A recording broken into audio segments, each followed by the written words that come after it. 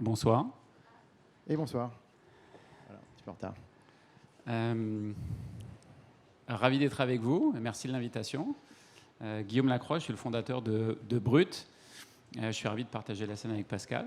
Tu veux que je me présente ? Oui. Moi, je suis Pascal Gauthier, je suis le CEO de Ledger. On est une société de sécurité dans les crypto-monnaies. On va peut-être vous demander ce qu'un média comme Brut fait sur scène à côté d'une entreprise de cybersécurité. En fait, il y a quelque chose qui nous relie au-delà de l'amitié, qui est la confiance. Et surtout dans un monde où la confiance dans les médias est extrêmement chahutée. Je te laisserai parler de l'univers dans lequel tu évolues. Dans le cas de Brut, Brut s'est créé il y a 6 ans. Aujourd'hui, on est présent un peu partout dans le monde. Et il y a une chose qui, à mon avis, nous définit particulièrement, c'est la confiance que notre audience a en nous. La confiance dans les médias, dans le monde occidental, l'Europe, l'Amérique du Nord. En gros, c'est autour de 30%. Quand nous, on demande à notre audience à quel point ils ont confiance en nous, c'est autour de 90%. Donc forcément, ça nous interroge. La confiance pour le média, c'est la consistance que vous avez à travers le temps qui fait qu'à chaque fois que quelqu'un fait face à votre contenu ou découvre votre contenu, il y trouve une valeur ajoutée qui fait qu'avec la répétition, ça construit un lien émotionnel fort. Dans le cas de Brut, ce lien de confiance, il est aussi lié à des valeurs très françaises qui sont l'humanisme à la française, qui sont des valeurs qui résonnent partout dans le monde. Donc ça, c'est un moment où le sujet de confiance était très décrié, y compris surtout pour les plateformes Web 2 traditionnelles. C'est intéressant d'avoir des acteurs qui émergent, comme nous ou d'autres, qui sont des phares ou des bougies sur qu'est-ce que c'est que la confiance dans l'information. Et ça m'intéressait de discuter avec toi de ce sujet de confiance, parce que dans ton univers, c'est pas exactement la même chose. Oui, exactement. Mais comme il est un petit peu tard et que j'aime bien participer avec la salle, si je peux me permettre de vous poser quelques questions avant de vous dire quoi que ce soit. La première question, c'est levez la main si vous possédez des cryptos ou des NFT. Donc pas mal. On va dire quoi, 20% de la salle peut-être. Levez la main si vous possédez un Ledger, un de mes produits. Bon, ok. Donc un peu moins bien, mais bien quand même. Merci à ceux qui ont levé la main. Ceux qui ont levé la main pour les cryptos et pas pour Ledger, ledger.com. Vous pouvez y aller tout de suite sur votre mobile.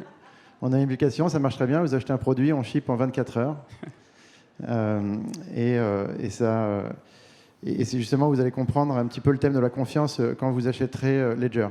Qui a entendu parler de FTX ? Mais alors, ceux qui ne lèvent pas la main, vous étiez où la semaine dernière ? Donc FTX, on est clairement sur le thème de la confiance. FTX, c'est le plus grand casse financier mondial ever. Il n'y a jamais eu, même Maddox n'a pas fait pire. Pardon ? Oui, ok, d'accord. Okay. Non, mais je veux dire, de la part d'un individu ou d'une entreprise, mais effectivement, ensuite on peut parler des États, et ça c'est... Et d'ailleurs, dans les États, et ce que tu évoques sur Liban, c'est vraiment le thème de la confiance, c'est-à-dire que le système centralisé représenté par les banques centrales ou le système centralisé représenté par FTX, ça pose le problème de la confiance dans un système. Est-ce qu'on croit dans son gouvernement ? Est-ce qu'on croit dans sa banque centrale ? Est-ce qu'on croit dans FTX ? Et est-ce on peut y croire quand on voit qu'effectivement, il y a des États qui arrivent à échouer, et il y en a plein dans le monde, hein. Il y a le Liban, mais on peut aussi citer le Zimbabwe, l'Argentine. Enfin, la liste en fait est très longue. La liste des États qui échouent et dont les monnaies échouent est beaucoup plus longue que la liste des États dont les monnaies réussissent. En gros, le dollar, l'euro, c'est assez stable. En dehors du dollar et de l'euro, on tombe vite sur des monnaies qui valent plus rien ou plus grand-chose, où l'inflation est très très forte. Quand on a quelques points d'inflation en France ou en Europe, enfin quelques points, presque 10, mais ce n'est rien comparé à l'inflation qu'il peut y avoir au Liban, en Argentine, etc., où là on parle de centaines de pourcents d'inflation.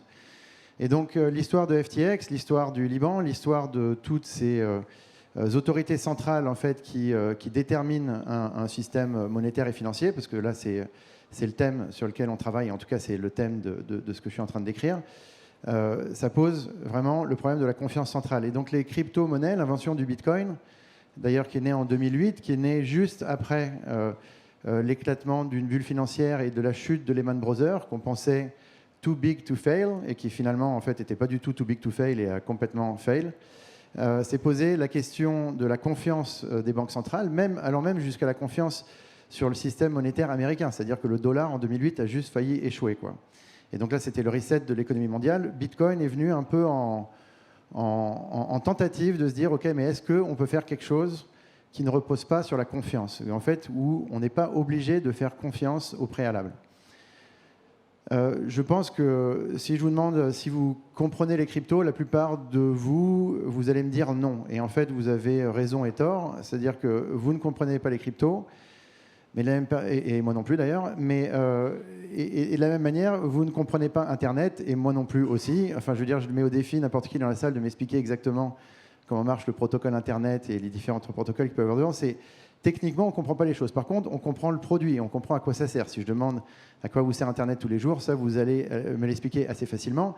Et si je vous demande à quoi vous servent les cryptos aujourd'hui, pour ceux qui ont levé la main, et même ceux qui n'en ont pas, à quoi ça sert, généralement, 9 fois sur 10, j'ai des réponses qui sont à peu près justes, parce que tout le monde comprend le système, à peu près, intuitivement en tout cas, le système de décentralisation, et de se dire qu'en fait, comme il n'y a pas de système centralisé et que le système repose sur des millions de personnes et d'ordinateurs, et que finalement le système est distribué, le même système est distribué de manière libre, en open source, sur des millions de personnes et d'ordinateurs, alors il n'y a pas besoin de faire confiance, a priori, puisque la distribution se passe d'un tiers de confiance. En fait, il n'y a plus de tiers de confiance, et on peut faire des échanges de pair à pair, et on a besoin de croire rien, à part croire aux mathématiques et de pouvoir tous lire le code en même temps sur Internet. Et donc, c'est la nature open source.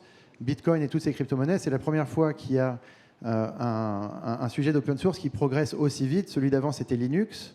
Et aujourd'hui, c'est ça. Donc, enfin, moi, mon monde, c'est le monde de don't trust, verify. Il ne faut pas faire confiance, il faut vérifier. Et ça, c'est un des mottos du Bitcoin. Et c'est un des mottos de Ledger, ma société. Vous n'avez pas besoin de faire confiance à Ledger.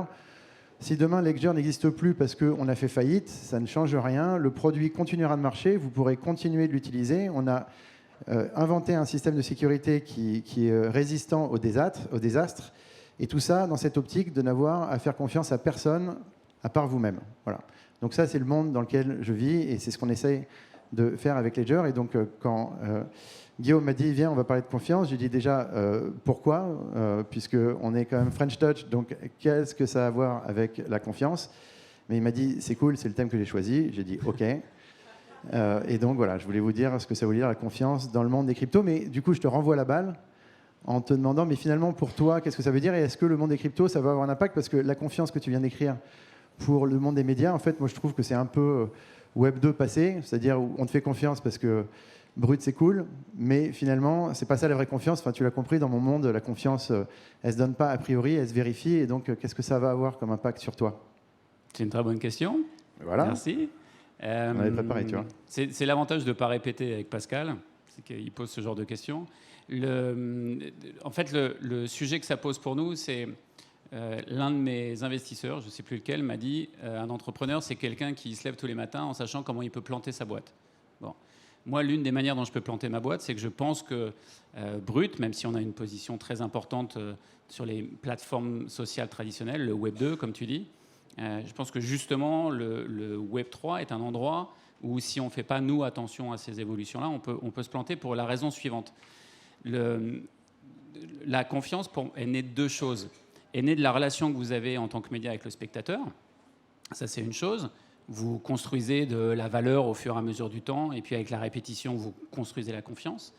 Mais il y a une chose qui est encore plus forte que ça, ou en tout cas qui crée du ciment, c'est quand la personne avec qui vous échangez, ou qui est spectatrice ou spectateur du média, interagit et s'engage avec le média. Quand vous regardez aujourd'hui comment fonctionne un média comme Brut, Brut, c'est un média gratuit, distribué sur les réseaux sociaux, appuyé sur la publicité. Dans cet écosystème-là, les gens qui tirent de la valeur de ça, c'est les plateformes sociales, majoritairement, le média, évidemment, parce que c'est nous qui publions, on peut dire des marques qui travaillent avec nous ou des créateurs de contenu qui travaillent avec nous, mais l'audience qui est la nôtre, qui est très importante, aujourd'hui, Brut a 1,5 milliard de spectateurs par mois à travers le monde, l'audience, la seule valeur qu'ils en retirent, c'est avoir un média de qualité. Voilà. Mais grâce aux technologies de Web3, si je me balance 6 ans en arrière, ou si on crée Brut aujourd'hui et qu'on disait, bah tiens, si on a des fans, pour vous donner un ordre d'idée, la première vidéo de Brut, c'est vrai ce que je vous dis, la première vidéo de Brut, c'est l'entrée en campagne d'Emmanuel Macron. C'est un live qui a été fait par un journaliste à nous qui s'appelle Rémi Buzine. Ce live a fait 10 vues, sachant que Brut, on était 8. Voilà. Donc il y a 2 personnes qui ont regardé le live. Si ces 2 personnes avaient pu être intéressés au succès de Brut, avaient pu montrer dès le départ qu'ils étaient investis dans ce qu'on faisait, et aujourd'hui, ces gens-là, la valeur qu'ils auraient captée à l'origine de Brut serait bien plus importante que... aujourd'hui, c'est les mêmes. Aujourd'hui, les seuls trucs qu'ils peuvent dire, c'est dire « Ouais, moi, j'étais là dans le premier live de Brut ». Déjà, personne ne va les croire. Et c'est ça qui nous intéresse. C'est-à-dire que ce qu'on voit, nous, beaucoup monter, c'est que ce n'est pas tellement le problème d'un média qui s'adresse à une audience générale, c'est plutôt à l'agrégation des communautés. Communauté, c'est sans doute un des mots les plus galvaudés au monde. Alors, je vous rappelle la définition d'une communauté. Une communauté, c'est un ensemble de gens qui se connaissent. Donc, en quoi une audience qui suit un créateur est une communauté? Ils ne se connaissent pas.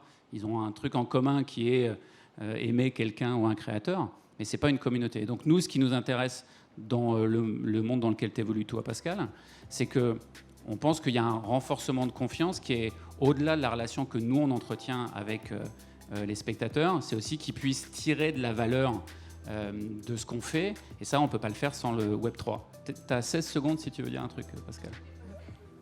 On peut dépasser un peu le temps. Non, mais c'était super d'être avec vous ce soir. Merci beaucoup. Vous étiez une salle chaleureuse et puis il y avait vraiment beaucoup d'interactions avec le public. Donc ça, c'était vraiment super. Et puis, moi, je trouve que c'était vraiment un super thème, Guillaume, que tu as choisi, la confiance. Merci. Et est-ce que tu as considéré que tes 2 utilisateurs, c'était peut-être un bot? Bah, c'est assez déprimant, quoi. Ouais. Moi, je pense que c'était un bot. Qui vote, c'était un bot, ces 2 utilisateurs? Merci à tous. Merci.